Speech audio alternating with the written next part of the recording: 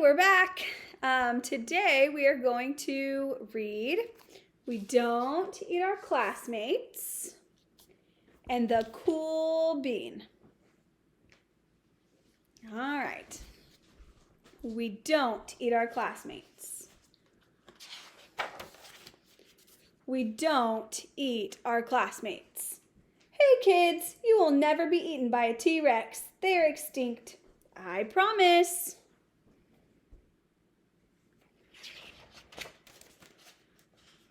Penelope Rex was nervous. It's not every day a little T-Rex starts school.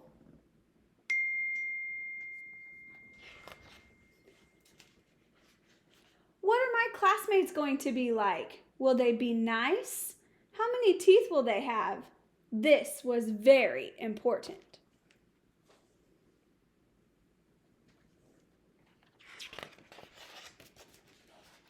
Penelope's mom bought her a new backpack with ponies on it.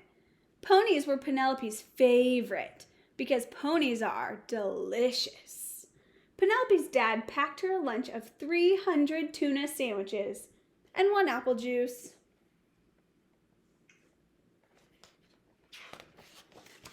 Finally, the big day came, and Penelope Rex was very surprised to find out that all of her classmates were children.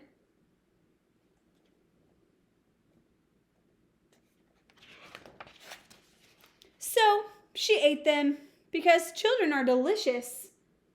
Penelope Rex, said Mrs. Noodleman, we don't eat our classmates. Please spit them out at once. So she did.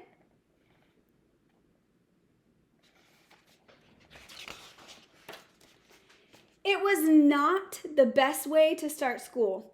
Still, Penelope was determined to have a good first day.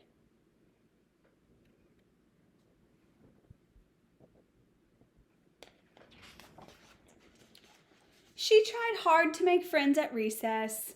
She finger painted some of her best work.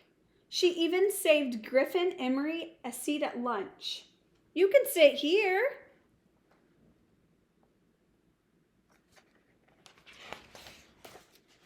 Penelope started to notice everyone was making friends but her. It was lonely.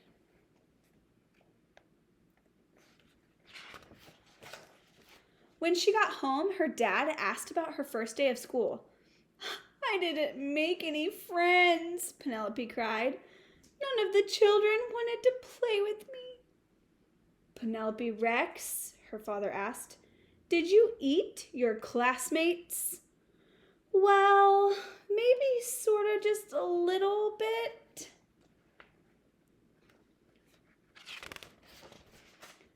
Sometimes it's hard to make friends, said her dad, especially if you eat them. You see, Penelope, children are the same as us on the inside, just tastier. That gave Penelope a lot to think about.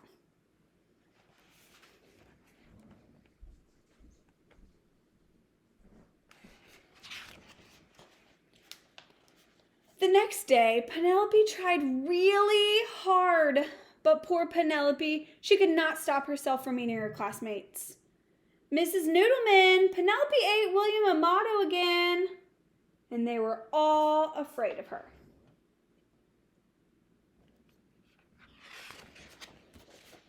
Except Walter. Walter was a goldfish.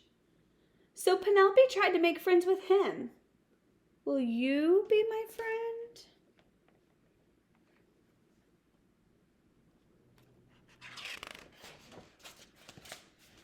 Chomp.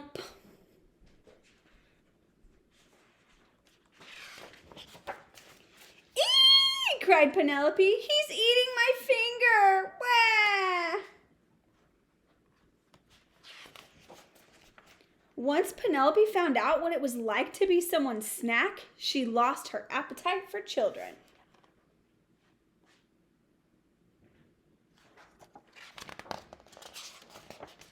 She stopped eating her classmates, even when Cece Woodman spilled barbecue sauce all over herself. And soon, Penelope made friends. Found you!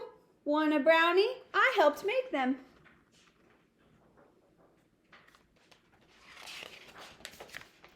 Now, even when children look especially delicious, she peeks at Walter and remembers what it's like when someone tries to eat you.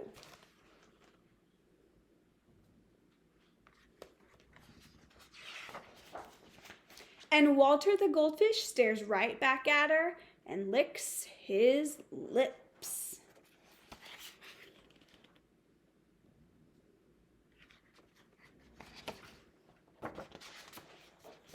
Because dinosaurs are delicious. That is the end of We Don't Eat Our Classmates.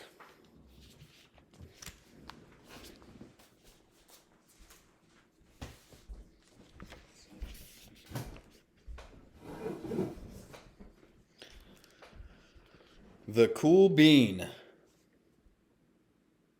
by Joy John and Pete Oswald.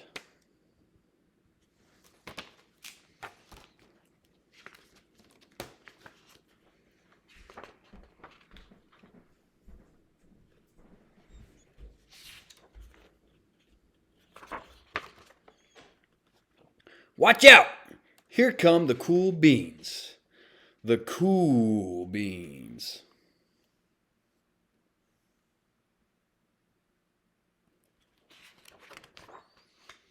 Oh yeah, check out how they move.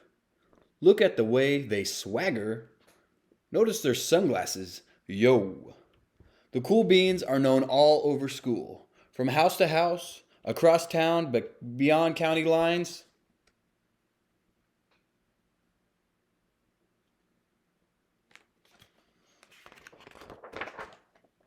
In the olden days, last year, we were all one big pot of beans. We were a mixed bag, but somehow it worked. Yep, those were the good old days. And then we stopped seeing each other as much. Sigh. That's just how it is sometimes. You spend less time together even though you're not totally sure why.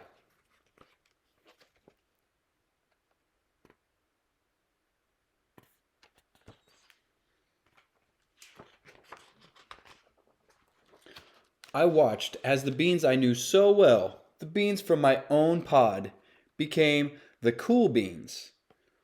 Oh, they were so cool. One of them could play the guitar. Cool. One of them could draw the best superheroes. Cool. One of them could jump higher than any bean I'd ever known. Cool.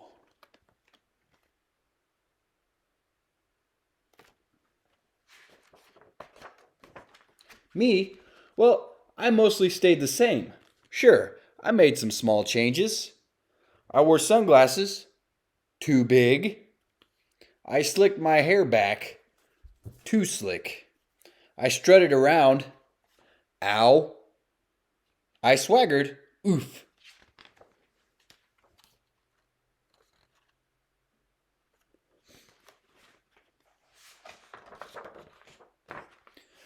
I was still picked last for everything.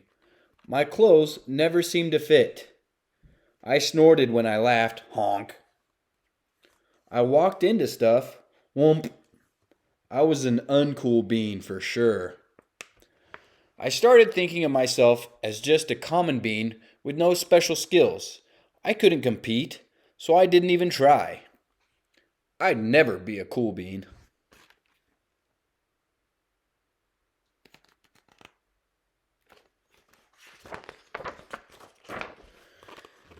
It seemed like there were two types of beans in the world. There were the cool beans and the beans like me.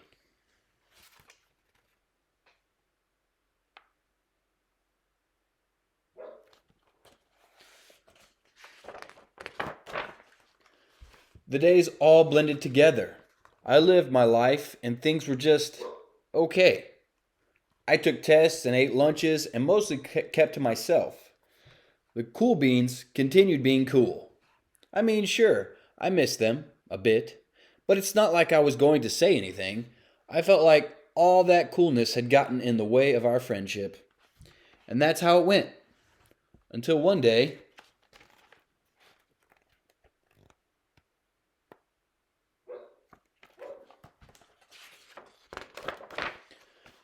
I was in the cafeteria. I dropped my lunch on my loafers. Oh no, not again. But then something sort of miraculous happened. Out of nowhere, one of the cool beans helped me clean it up. He didn't even say anything. He just gave me a nod. That was it.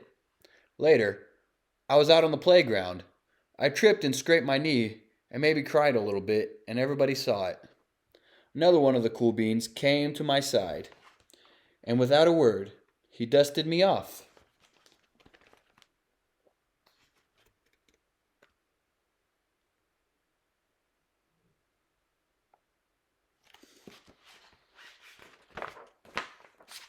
That afternoon, I was sitting in class. I wasn't really paying attention. I didn't notice, but our teacher had called on me. Everybody stared. I sat there in silence. Nobody said anything. And then, everybody just laughed at me. That was it. After today, I was officially a has-been.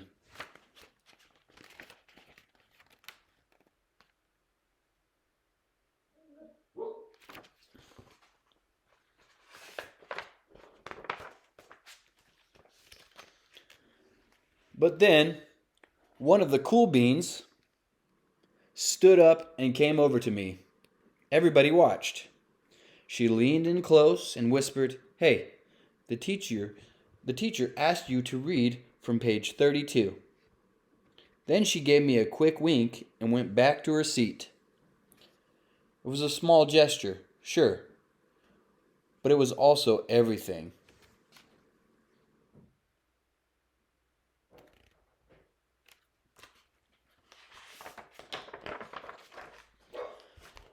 I walked home with a goofy smile on my face. I smiled all the way through dinner. That day made all the difference. It was a day that could have been really bad, if not for the kindness of a few cool beans. It gave me a shred of confidence. That shred of confidence has continued to grow.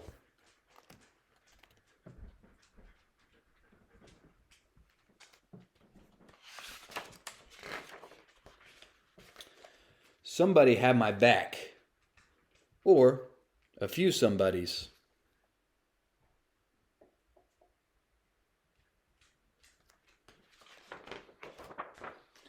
After that, I started hanging out with the cool beans again. How have you been? Get it? How have you been? Not all the time, but sometimes. At lunch, after school, even on the weekends.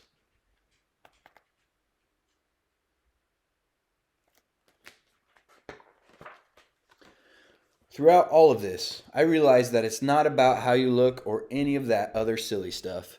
It's about a wink or a nod or a smile at just the right moment. It's about dusting somebody off, helping them up again, and pointing them in the right direction.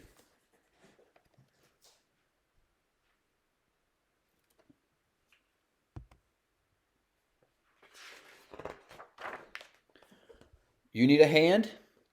Yes, please. Now that's cool.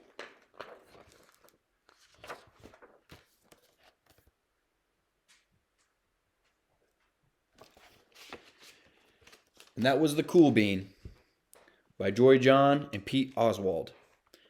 And I want to thank you guys again for joining us. And again, feel free to reach out to us anytime. We love hearing from you guys, so don't hesitate to call or text or video message us. Thank you again. Have a good one. Enjoy.